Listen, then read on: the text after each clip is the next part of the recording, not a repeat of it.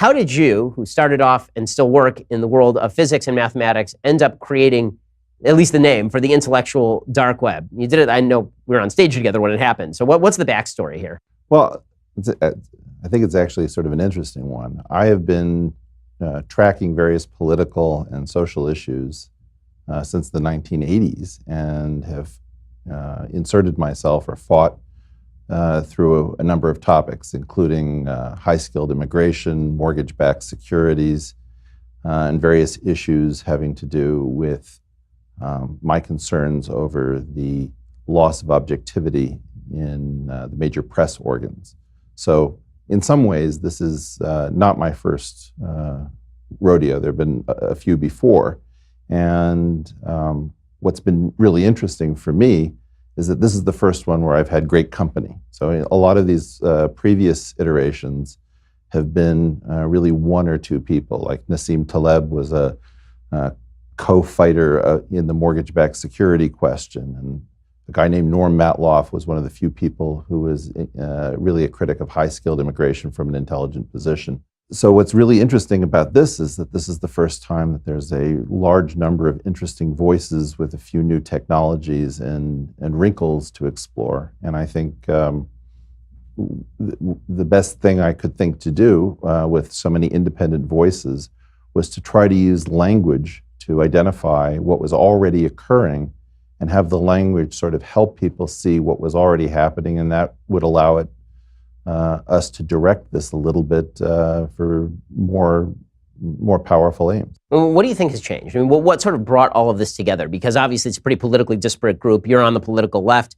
You voted Democrat, I believe, virtually all the time now. I don't think I've ever voted. Oh, you've never? Okay, so you're on the left, and obviously your brother Brett, who's a member of the IDW in good standing, he also is on the left. People like Sam Harris are on the left, and then I may be the only overt conservative in the group. Actually, like it's been actually perceived as this wild right-wing group, and as far as I know, I'm the only registered Republican in the group. So far as I know, and I think that has to do with the fact that something very peculiar happened on the left. And so in many ways, this is a response from an older left to what is viewed as almost certainly a very brief, very intense, and very crazy bout of bad judgment, I would say, from the American left. It's not that these strains haven't been present before, but what's really new to me is the idea that this new sort of woke network, which practices something which I've called left-Carthyism, has invaded the major organs of civil society. And the most important examples of this, I would say, first and foremost, is not the universities, but the major media companies that form our sense-making network, so news bureaus, let's say. The next thing that's infected, in my opinion, is the tech companies that are public-facing, which are under constant pressure to show that they are sufficiently in line with what are called progressive values, but I think most of us with a longer timeline would say are very regressive values. In the intelligence community, which scares me no end, almost certainly has a relationship with these tech companies, given that we deposit all our secrets into our Gmail accounts and our browsing histories, as you were just talking about in your latest plug. All of these things come together in what I call TIM, technology, intelligence, and media. The universities are certainly a serious problem, but I think the most important problem is that we can't trust our sense-making organs because, as I tweeted out today, the New Yorker, ran a tweet saying, conservative orators like Milo Yiannopoulos, Ben Shapiro, and Richard Spencer, and then ... And I thought, wow, I mean, you just put Ben Shapiro next to Richard Spencer as if none of us are going to notice what you just did. This has gotten really dirty, really negative, and conservatives have complained about excesses on the left for a long time, and I think that's been fair. But I also think that there have been a lot of excesses on the right. What we're seeing is something really, really new. The new left is much more dangerous. And I think those of us on the old left who weren't happy with some of these strains before take it upon ourselves to say, how do we clean this up? This is, in some sense, our problem. And that was not fair to do to you. So if the New Yorker's not going to apologize to you, I prefer not to apologize. I'm just going to fight back because it's just not right.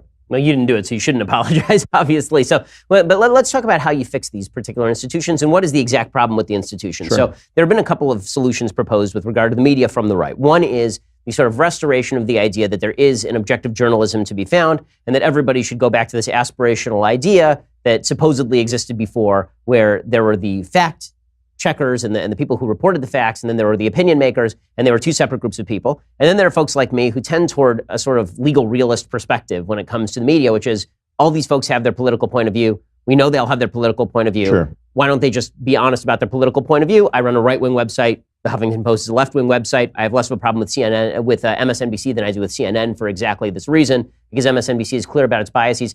How do you think this gets solved? Is it people being upfront about their own biases or attempting to remove their own biases in doing the reporting? Is that even possible? I think both of those techniques can work just fine. So, Gonzo was the idea that if we just open what it is that we're thinking and doing, we insert ourselves into the story, that allows the consumer to unspin whatever it is that they're doing, or you can have warring, a left-wing media and a right-wing media. That's not what the problem is at the moment. I think that the problem is that a lot of this stuff is just actually disingenuous. Right? People know that you are not a Nazi, and they know that Richard Spencer is very close to being one, that he's really flirting with stuff that's absolutely dangerous and crazy. And they don't care. The key point is, as somebody said to me recently, and progress is messy. And the idea is that if certain lives have to get ruined on the way towards some imagined egalitarian society, then that's just too damn bad.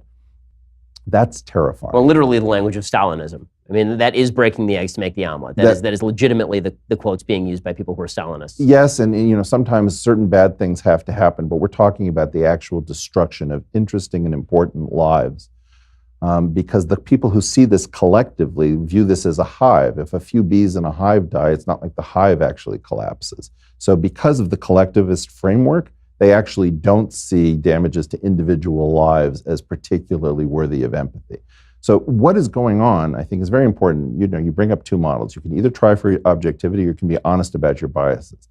Both of those are much more similar to each other than this other thing is, which is we know what the right answer is for society, and it doesn't really matter how we get there. So what we're going to do is we're going to propose ideas that are, in an analogy, they're almost like suicide ideas. They're ideas that are simply meant to be highly destructive.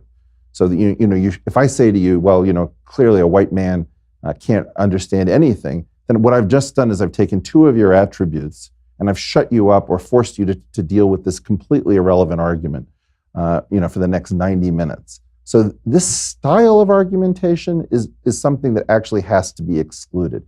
If you want a diversity of opinions that actually matter, it's very important not to seat people who think in these terms at the table. And this is what we talked about I think maybe on the Rubin Report, or maybe it was just before you got there. There's good diversity and there's bad diversity.